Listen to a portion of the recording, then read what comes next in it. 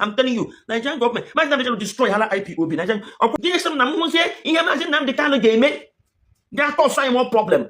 Make sure no matter Mazi Nnamdi Kanu, you know, Nigerian enjoy. Even that negotiation, you Ibu IPOB.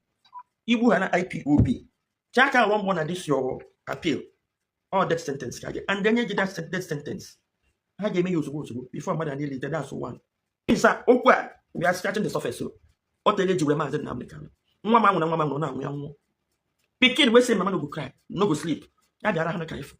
Federal government ji akwụkwọ Mazi Nnamdi Kanu niile his activities all over the world. Ono hanamba aka. Nke me na gina amado. For the judge, imepe onu kwuo so Mazi Nnamdi Kanu adịghị mma idewe ebe human beings no. Enwere ihe ahụ na ahụ. And from ihe m na ahụ na-eme ugbu a. Kai. Nke m kwudoro. Mba. Mazi Nnamdi Kanu wo action. Onye ahụ nwere brain. Mana brain I got converted to good. I don't blame on IPOB for him as an what he became because they did not checkmate him. Or checkmate. To number when he came out of desperation. Ready is again. To number is a gabata. You echo like each 11 day winner. Give what I say, who on each 11 day winner. So remember, you could it's not such a propaganda. Where politicians surprising Nneka. And when I hear him, he never got Obana Bagana. He got forget me and Tapena. I got from old Guru. He got forget me and Tapena and we can attack Nigerian politicians and propaganda is against I forget. Or Kakwagan money to why you took one hypothetical, Hatchon Yabu than Dewo. Nandi would Choragi. Illuminate. For the natural woman. Imagine I'm the card as sentious as actually. Or Mataco. But name mistake. Or my style up too much. Yapa is like his carelessness will bully so many people. Even if it is the last thing I will shout. Oh, I am may announce. If you are the coordinator in IPOB, call now. Call. Nihem was the IPOB one. Now wonder why you go before. You collect for 199. Or what? Get in me. Call. So how do you convert to brew? Yeah, time when autopilot to convert to IPOB member to Ghana IPOB worldwide. No, ndị mmadụ mapụtasha na-asị ndị na-aghọtaghị ihe na-ekwu na-asị enyi ka eme peace with who? Ka ime peace with onye akwụrụ ụgwọ ka ọ bịa gbuo gị ka ị na-eme peace with. Eziokwu, ọ ka mma na anyị mere peace with ndị Fulani herdsmen than ime peace with ndị Biafran Liberation Army. Ama m ihe anya m hụrụ ndị amịrị. So my condition for his own good o maazị dọkwara ya mma ihe ọ mere adọkwa izi. Mana ihe anyị na-ekwuzi na nke ikpeazụ a ọ dị anyị ga-ahazi ahazi. Anyị agaghị enweta nwere onwe a because ndị a na-ebuli ego dọwa. I can authoritatively tell only wobbler that cares to listen here. Because all our and Simon Nneka with the agents this Biafran Liberation Army, Mazi Nnamdi Kanu idea even before Yaganga. So he created to go the army. He need about Mazi Nnamdi Kanu coming Aquado, and he had to go there with IPOB. But IPOB are now so strong in the Nigerian government, Mananda. I happen to have own Nnamdi Kanu, but he told you queer. I got a now. By now, negotiation, I got a so, Manuel maybe. Yeah, we don't want you to one I gave Mazi Nnamdi Kanu. I'm telling you, Nigerian government, Mazi Nnamdi Kanu destroy hala IPOB, Nigerian or no appeal. When I don't need them that will self Mazi Nnamdi Kanu. Political, yeah. Now, Mazi Nnamdi Kanu, Matunumbu Mando, Yanile, Amatola Mazi for death. Hey, Bruno, so when you're on your life imprisonment, water, body language in the a certain Nnamdi Kanu and John Nobla peacefully as if nothing happened. Ndi would go good nice well peace. So they are not ready to truncate that peace. Federal government recorded that. Federal government recorded the so-called protests at the Remy. And one young man here to show worry. But I'm sure worry man. Activities who will name the Kanu Nilan and Nnamdi Kanu. What's your number? My relationship with so worry shows now. Why am I at the time he stopped picking my call. So remember. The judge when he oku. Federal government ji akwụkwọ Mazi Nnamdi Kanu niile his activities all over the world. Ono hanamba aka. Nke me na gina amado. For the judge imepe onu kwuo so Mazi Nnamdi Kanu adịghị mma idewe ebe human beings no. Enwere ihe ahụ na ahụ. And from ihe m na ahụ na-eme ugbu a. Kai. Nke m kwudoro. Mba. Mazi Nnamdi Kanu wo action. Onye ahụ nwere brain. When I brain I got converted to good. I don't blame on IPOB for him as an American what he became because they did not checkmate him. Checkmate, so they have a blame. They did not checkmate him. No matter how bad the money, they don't have rules and regulation. ihe je checkmate mmadụ onye ahụ respect onwe ya. Ọ bụrụ na checkmate Maazị Nnamdi Kanu, he wouldn't have, because I say absolute power controls and corrupts. Absolute power corrupts. It can happen to anybody. Ụdị power Maazị Nnamdi Kanu withdraw. And when you get yourself for more than so no, the careless. So the best thing everybody will take is but Maazị Nnamdi Kanu, for your sake, stop this. In that negotiation, you should be IPOB. You have an IPOB. Check out one of this your appeal or death sentence, and then you get that death sentence. How gave me use before more than nearly that's 1. 2.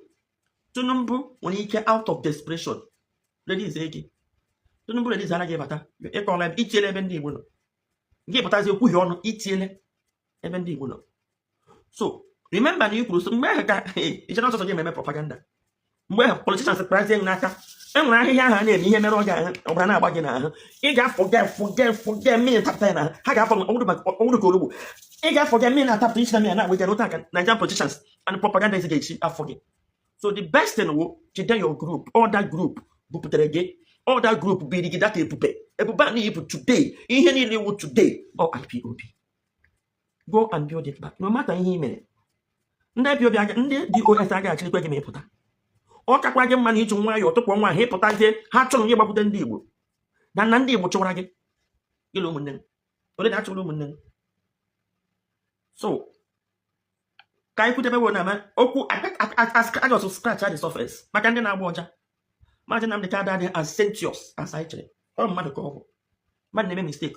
Ọ mesala up too much. Yeah, quite like his carelessness will so many people. Lolo Nneka, even if it is the last thing I will shout. Oh, I announce. Oh no, this new ESN Hana Kuna Hani Epido now. Oh, Ndi Biafran Liberation Army. Total blackmail and shut down to IPOB. Nanke Hana Stone of Lava, and if you are the coordinator in IPOB, call now, call. Nihan was the IPOB. Now, wonder why you before. You correct for 19. Call. So, how do you convert to Brew? Yeah, come when not pilot to convert to IPOB member to IPOB worldwide. No, no, no. The man of Tasha. Now, sir, now saying, can make peace with who? Can make peace with all your work or their work, can make peace with. And so, what can man I make peace with the Fulani Hesman? Then he make peace with the Biafran Liberation Army. I'm a Mianyam Hundammy. Maka, here Biafran Liberation Army for the purpose of destroying IPOB. That's here the care. Contractor Simon Ekpa for the purpose of honor Hako. You are finished. You've killed. You've destroyed IPOB. I think here on IPOB and this leadership, unfortunately, the incorruptible Obaduru from 2021 and a year ago, which him even with him and how much time will take to sustain I don't make us now we will need it. Ihe na-ebu ihe niile a wee go ịchọ ịtụ ego gị ndị ma wonder IPOB kwa ka Maazị Nnamdi Kanu creator anyị we ga want support never they need that support to build this group ya pụrụ anyị na-elekwe ha anyị na-ege ha ntị kwa ha na-akụ ugbo anyị na-ege ha ntị ebe m gara na Eziagụ agbara egbe aga m eje ọnụ m kọrọ ụnụ I will upload it. Ebe m upload one. I'm sure some of you again. M ga-emetu upload. Ebe m ga na ụlọ onye nke ndị amị gbara ụlọ ya ọkụ. With nwaanyị iri ime, nwaanyị ahụ agbawa ọsọ daa n'ime ọhịa fent ya. Eburu nwaanyị bugo ụlọ ọgwụ nwaanyị ahụ was forced into by force ebo ya mụọ nwa. Aga m ya I will play it and ụlọ ha agbala ya ọkụ. Nwaanyị na-erestọ agba store ya ọkụ. So ha ga-need help. Anata m ha phone number ha. That one m ga-etige phone number ha. Ka unu nye aka rụkwara ha ụlọ ha. Ọrụ ndị Hausa ụgbọ ya IDP camp. Unu amaghị ihe ndị be anyị na-ata ahụhụ. Ihe agbara ụlọ wụ 5 houses. Enwe otu nwa agbọghọ na-asara mmanya akwụ nwa ahụ furu efu. Ọrụ na ndị amị na steeti gbagbo eburu ozi ya. Nobody knows. Pepa agaghị report ya. Lolo Nneka Chineze ndị report ya. Gịnị sị m na m hụzie ihe Maazị Nnamdi Kanu ga-eme ga-akọsọ anyị more problem. Mmechi ọnụ maka Maazị Nnamdi Kanu onye nọ na nga na-emere enjoy. Aga m esi aga private public transport ka m maka m na-aga na m atakwa ọnwa. Ọtawụrụ ọkada gba 30 minutes.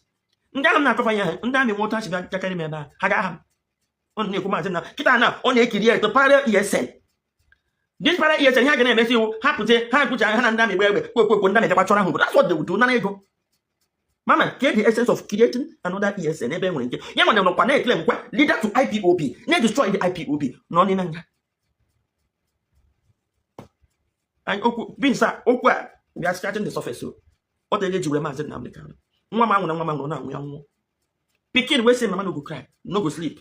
Ya the other hand, so, because I'm doing romance in Anya. Yam ne ku I told you on the way the Biafra. Always no say, nay, I must divide the alaya. Oh, I don't want to.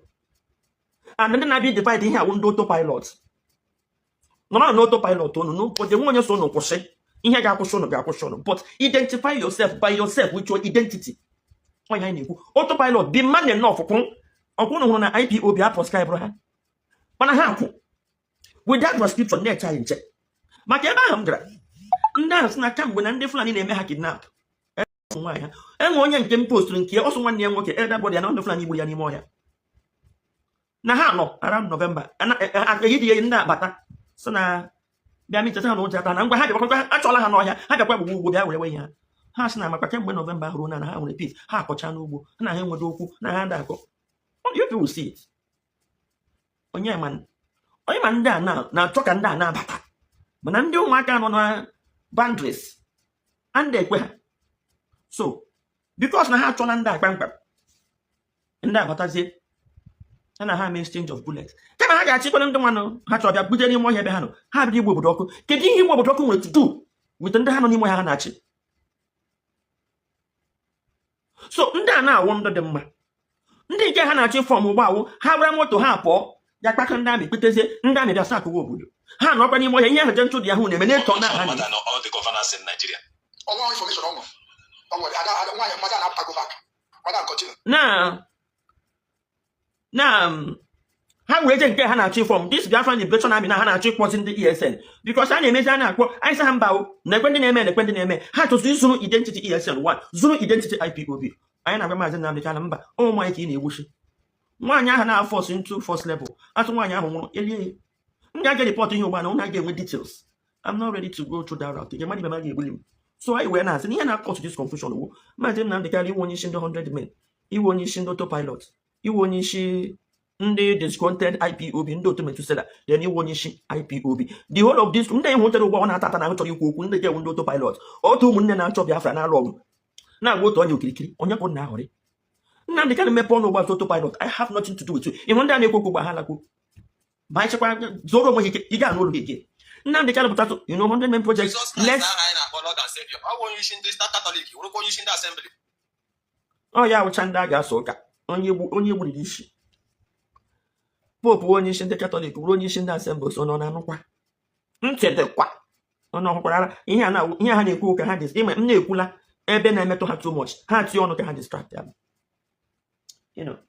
So, in a cool word now, Madden Nnamdi Kanu must disassociate himself from autopilot. No autopilot no even Brewer where Gentle Yaputa Yama video.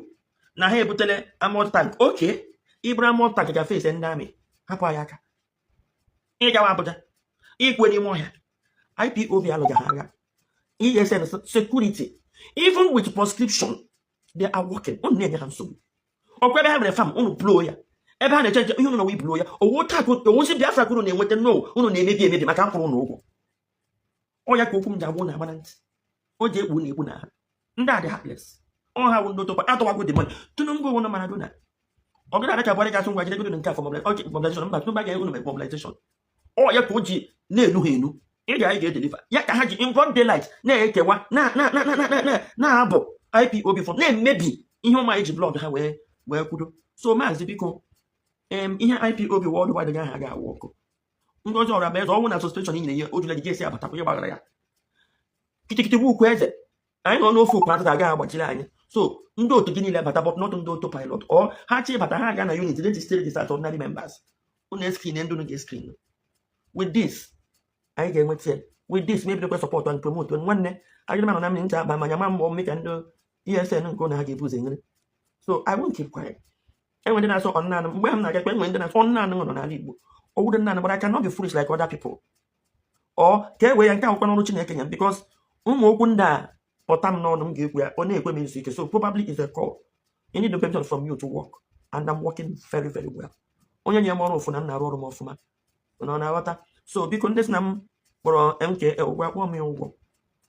aṅụrụ m nke ọrụ karịa ụfọdụ n'ime na arụghị ọrụ sọsọ ọrụ na nri akwụkwọ mfụchọ na kọs na-enyere ya aka chenụ na-enye ya aka na-edufi ọgwụla enwebeghị enyi ọfịa ogelete na DSS enweghị enyi ọfịa si ndị agbara moto gaa Abuja ahụrụ m ụmụaka si Lagos bịa Abuja bịa mee protest ahụdị m ụnụ ahụbeghị m na kọt bifọ ụnụ akwụbere n'ihu kọt rịpọt ọ bifọ ụnụ eme ya bịa ya tazi m jiri gị ime protest atịkụtere tia gasị n'ime agara m anwụ ọ na draiva kpọm na otu esi eme ya nyere m aka ịgadị mpụtazi ụgba na ahụzi ihe onye m na-asọpọtụ na-eme dị rọng ga-emebi ihe ga-eso egbu m egbu ga-ese m mission because enwere some deranged brainwashed facts that can talk ga-apụta chịrị tele mma ha na social media lekwenụ nke unu ga-eso cherekwenụ ya screenshot it chere na nke a screenshot it ọ onye ekpo gị too much si n'ụlọ mpụta ga chọọ transformer na kọọ ya mana ịhụrụ eziokwu ma m ga na-ekwu ya otu a ka ọ dị m n'ọnụ ụmụnne General biko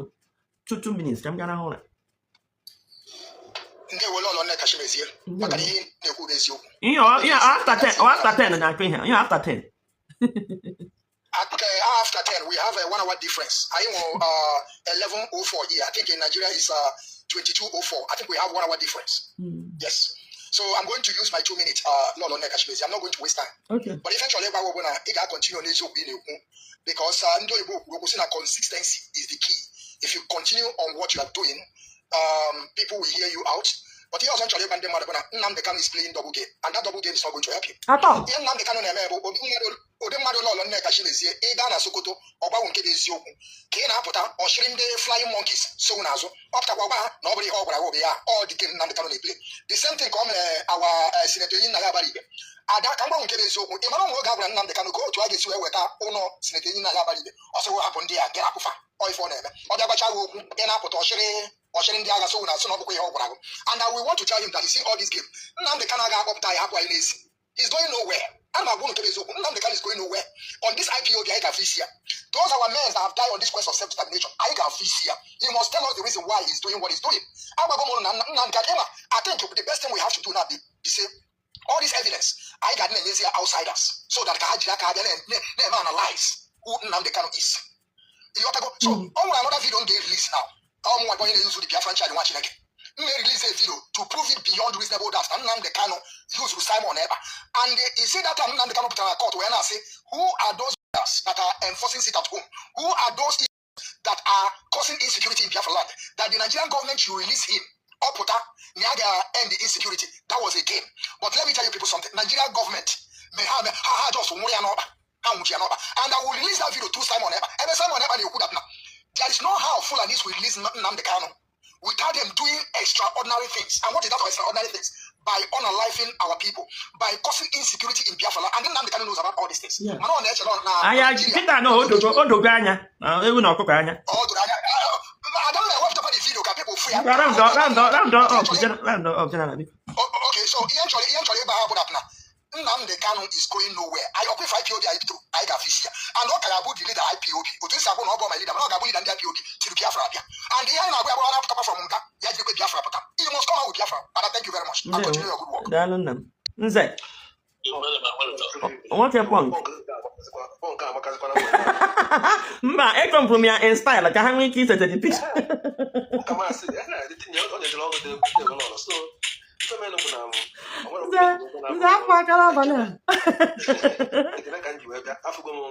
ndị na-ebe akwa ha na-ebechu ịma na a lot of them na-abịa ebe a na-akụrụ gị aka mgbe na mbido mgbe ikwubezi ihe ịma ụwa ndị be anyị bụ mgbe ikwubezi nke ha feel na ọ dị